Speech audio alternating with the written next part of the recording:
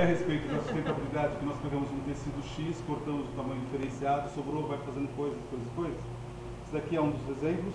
Eu peguei um pedaço de um tecido, cortei de um tamanho maior do que o convencional para os echarpes, dobrei ele ao meio. Esse vai ser sem a florzinha, tá?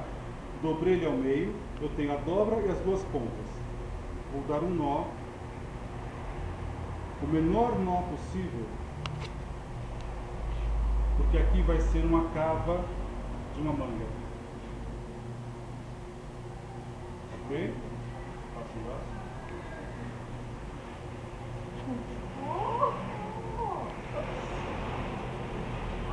Então, quanto maior ficar esse espaço, mais fácil você veste, creio. mais Olha que movimento legal. você tem aqui, ó.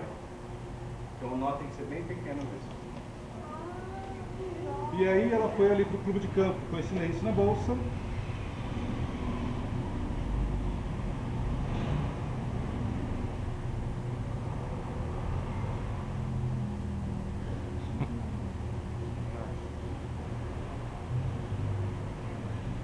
Como os outros caras são bons, né? Para festa.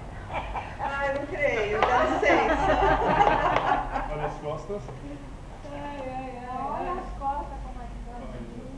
Deixa eu ver. Ainda, que demais. Uma vez eu vi uma moça Ela que estava no ela clube de campo assim. Era uma bolsa. Ah, é? Ela Ah, o- amarrava aqui, ela fazia não sei o quê. Era uma bolsa. É o furoshiki. É o furoshiki. O furoshiki, ó. A mesma coisa aqui, ela falou do boleirinho, né?